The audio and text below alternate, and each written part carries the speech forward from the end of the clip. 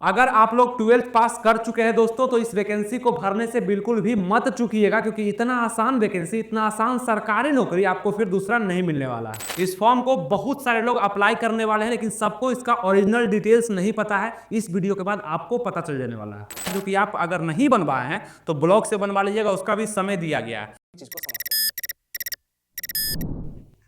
नमस्कार दोस्तों, आप लोग के लिए एक बहुत बड़ी खुशखबरी है। खुशखबरी ये है कि इस फॉर्म के बारे में मैक्सिमम लोग को नहीं पता है, और आपको अगर पता है तो इसका फायदा आप उठा लीजिए, क्योंकि वैकेंसी का अप्लाई डेट स्टार्ट हो चुका है। आप देख सकते हैं 5 फरवरी से लेकर के 5 मार्च तक ये अप्लाई होना शुरू भी हो चुका है। मैक्सिमम लोग अभी नहीं जान रहे इस वैकेंसी के बारे में, और वो अगर नहीं अप्लाई करेंगे तो इसका फायदा वो नहीं उठा पाएंगे। यानी कि सरकारी जॉब अगर लेना चाहते हैं तो आसानी से आपको मिल जाएगा। और कैसे मिल जाएगा? मात्र अगर आप इंटर पास कर चुके हैं और वो भी आप पीसीएम यानी कि साइंस आपका स्ट्रीम होगा तो आप इस वैकेंसी के लिए अप्लाई कर सकते हैं। और अगर आप एज का बात कर लें तो 18 से लेकर के 37 साल तक के युवा डाल सकते हैं, यानी कि जनरल ईडब्ल्यूएस में। बाकी ओबीसी का अलग क्राइटेरिया है और बढ़ के 40 हो जाता है, ये है ना। एससी एसटी का बात करेंगे तो 42 साल तक, यानी 18 से लेकर के 42 साल तक का अगर आपका एज है आप इस वैकेंसी को भर सकते हैं। और बहुत बड़ा क्वालिफिकेशन भी नहीं खोजा है, मात्र 12th पास ही आपका खोजा है। इस वैकेंसी का अगर हम नाम का बात कर लें तो ये वैकेंसी आपका स्वास्थ्य विभाग की तरफ से निकला हुआ है,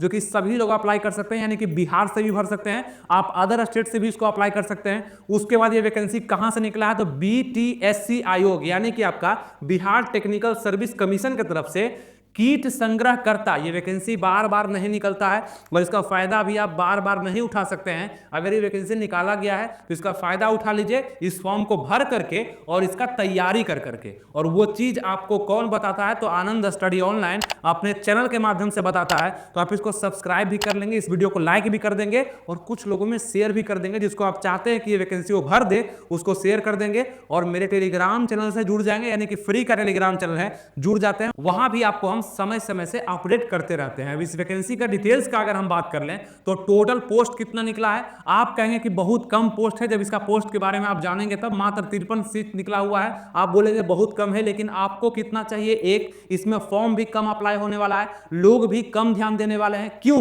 क्योंकि वैकेंसी बार बार नहीं आता है जो इसका लोग 3 साल से 2 साल से 1 साल से तैयारी कर रहे होंगे। अगर नहीं कर रहे हैं तो सब तो आपके ही साथ हैं जो आज से ही तैयारी करेंगे। इसका पूरा डिटेल अभी हम आपको बताने वाले हैं, क्या डॉक्यूमेंट्स इसमें लगने वाला है, फॉर्म को भरने में क्या सभी चीज को ध्यान देना होगा आपको, और इसका सिलेबस क्या कहता है, कैसे आप इसको समझ सकते हैं और पूरा कर सकते हैं, ये सभी चीज बताने वाले हैं। ध्यान से इस पूरे के वीडियो को देख लीजिए आप, ठीक है। बाकी अप्लाई डेट आपको बता दिए कि 5 फरवरी से लेकर के 5 मार्च तक आप इसको अप्लाई कर सकते हैं। और एज इसमें जो मांगा जाएगा वो मिनिमम एज आपका 18 होता है, और जनरल ईडब्ल्यूएस वाले के लिए 37 वर्ष तक आप इसको भर सकते हैं। बाकी आप जनरल ईडब्ल्यूएस से फीमेल कैटेगरी के हैं तो आप 18 से लेकर के 40 साल तक भर सकते हैं, अगर आप फीमेल है जनरल ईडब्ल्यूएस कैटेगरी से तो, ठीक है। और बीसी ईबीसी से अगर आप हैं, मेल या फीमेल कोई भी, तो 18 से लेकर 40 साल तक आप लोग भी इसको भर सकते हैं। और एससी एसटी कैटेगरी से अगर आप मेल फीमेल कोई भी हैं तो 18 से लेकर के 42, यानी कि मिनिमम जो एज है आपका 18 दिया गया है, और मैक्सिमम एज का गणना यानी 42 एससी एसटी वालों के लिए है। आप पूछेंगे एज काउंट कब से किया जा रहा है, तो आपका 1/8/2024 यानी कि 1 अगस्त 2024 से आपका एज काउंट रखा जाएगा। इसी समय में आपका एज का गणना भी किया जा रहा है, ठीक है। तो कीट संग्रहकर्ता भर्ती, अब नेक्स्ट वीडियो जो आएगा वो बताएंगे आपको कि इसका काम क्या होता है, इसका सैलरी, सिलेबस, प्रोसेस, यानी कि इसमें कौन सा जॉब आपको करना पड़ता है, इसका जॉब प्रोफाइल क्या होता है, ये सभी चीज बताएंगे। लेकिन आपको हमसे जुड़ना भी पड़ेगा, यानी कि आप सब्सक्राइब करेंगे तब तो मेरा वीडियो आपके पास जा पाएगा, और लाइक भी जरूरी है, ताकि नेक्स्ट वीडियो जो आएगा वो इससे भी बेहतरीन आपके लिए हम लाएंगे, जो कि जॉब प्रोफाइल पे होगा। अब बात करते हैं आपका क्वालिफिकेशन। तो क्वालिफिकेशन आपको बताया कि अगर आप 10+2 पार कर लिए हैं, इंटर आपने क्वालिफाई कर लिया है, और कैसे क्वालिफाई किए हैं, फर्स्ट डिवीजन है, सेकेंड डिवीजन है, थर्ड डिवीजन है, कोई दिक्कत नहीं है, कितना ही परसेंटेज है कोई दिक्कत नहीं है, लेकिन आपका स्ट्रीम जो होना चाहिए वो साइंस का होना चाहिए, तभी जाके आप इस वैकेंसी के लिए अप्लाई कर सकते हैं। कितना पैसा लगने वाला है तो ध्यान दीजिए, जनरल ईडब्ल्यूएस ओबीसी यानी कि बीसी ईबीसी दोनों और अदर स्टेट के जो भी कैंडिडेट होंगे उनको इस वैकेंसी के लिए 600 रुपया देना पड़ेगा। यानी कि इस फॉर्म को आप खुद भी भर सकते हैं, लिंक हम आपको दे देंगे कॉमेंट बॉक्स डिस्क्रिप्शन में, ऑफिशियल लिंक जहां से आप भर सकते हैं जानकारी को। और इसका नोटिफिकेशन भी आ चुका है, नोटिफिकेशन भी आपके सामने लगा हुआ होगा, ये नोटिफिकेशन है, लेकिन इसको शॉर्ट करके आपको हम बेहतरीन तरीका से यहाँ पे बता पाते हैं, ताकि आप समझते हैं, तैयार होते हैं और इस फॉर्म को भरने के लिए आप रेडी भी होते हैं और इसका तैयारी भी करना चाहते हैं। ठीक है, इस तरह से आप समझते हैं। तो 600 रुपया अगर आप देते हैं, यानी कि भरते हैं इस फॉर्म को, तो आप इसके लिए एलिजिबल हैं। आगे का प्रोसेस आपका होगा। और SC ST ऑल फीमेल, मतलब जो भी कैटेगरी की फीमेल हैं वो सबके लिए, और PH कैंडिडेट भी हैं, उन सभी के लिए 150 रुपया रखा गया है फी। तो ये जानकारी आप लोग जान गए। अब आपका एक सवाल होगा दोस्तों कि सिलेबस को पूरा करने के लिए हम किस बुक का प्रयोग कर सकते हैं। तो आपको हम बार बार बताते हैं, इस बार भी आपको समझाते हैं कि आपके पास अगर पूजा पब्लिकेशन का सामान्य ज्ञान का बुक होगा तो इसमें पूरा फिजिक्स, केमिस्ट्री, बायोलॉजी और साथ में आपको जीके का भी पूरा टॉपिक मिल जाना है। इस बुक से आप कर सकते हैं इसका तैयारी और मैक्सिमम कवर आप कर सकते हैं इसका पूरा सब्जेक्ट को। यानी कि बायोलॉजी आप पढ़ना चाहते हैं वो भी इसमें अच्छे से दिया गया है, पूरा डेफिनेशन के साथ दिया गया है। यानी कि आप 10th और 12th लेवल का जो प्रश्न पूछा जाएगा वो आप इससे भी कवर कर सकते हैं। ये पूरा जीके जीएस का सामान्य ज्ञान का बुक है जो कि आपके पास जरूर होना चाहिए। इस वैकेंसी के लिए ही नहीं, सभी वैकेंसी में आपका काम करेगा। अब यहाँ पे बात करते हैं, जो अगला है आपका फिजिक्स से भी क्वेश्चन, केमिस्ट्री से भी क्वेश्चन यहाँ पे बोला गया। फिजिक्स, केमिस्ट्री, मैथ है, फिजिक्स, केमिस्ट्री, बायोलॉजी है।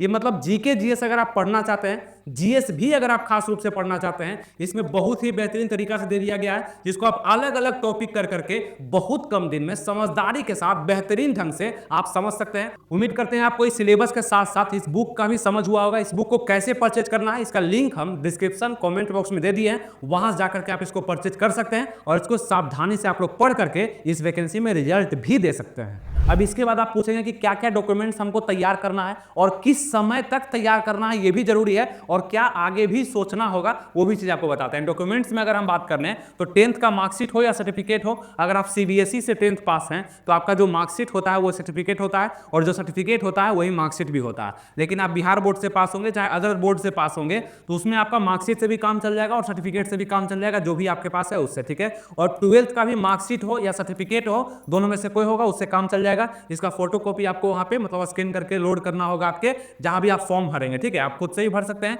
साइबर कैफे में भी जाके भरवा सकते हैं, वहां 60-70 रुपया, 100 रुपया, 50 रुपया लेता है, जैसा साइबर कैफे होगा उस अनुसार से आपका फॉर्म को भर देगा। तीसरा जो आपका यहाँ पे लिया जाएगा जाति प्रमाण पत्र। जाति प्रमाण पत्र अगर हम बात कर लें तो वो सबका लगने वाला है, जिस भी जाति से आप बिलोंग करते हैं, आप OBC हैं, BC हैं, EBC हैं, SC ST हैं, चाहे आप PH कैंडिडेट हैं तो आप अपना भी सर्टिफिकेट लगाएंगे। तो वो सभी से संबंधित बात करें तो यहाँ पे जाति प्रमाण पत्र आपका लगता है, जो कि आप अगर नहीं बनवाए हैं तो ब्लॉक से बनवा लीजिएगा, उसका भी समय दिया गया है। OBC वालों को NCL लगाना जरूरी है, अगर वो भरते हैं अपना जाति प्रमाण पत्र डालते हैं तो NCL वगैरह लगाना जिसके लिए जरूरी होगा वो लगा लीजिएगा। ठीक है, और कब का बना होना चाहिए ये भी देख लीजिए। जितना भी सर्टिफिकेट आप डालते हैं, ठीक है, सभी सर्टिफिकेट जो आप डालते हैं वो प्रमाण पत्र होता है, वो 5 मार्च से पहले का बना होना चाहिए। अब ये 5 मार्च देख करके क्या याद आया कि यही आपका अप्लाई डेट भी है ना। अप्लाई लास्ट डेट जो है आपका 5 मार्च ही है।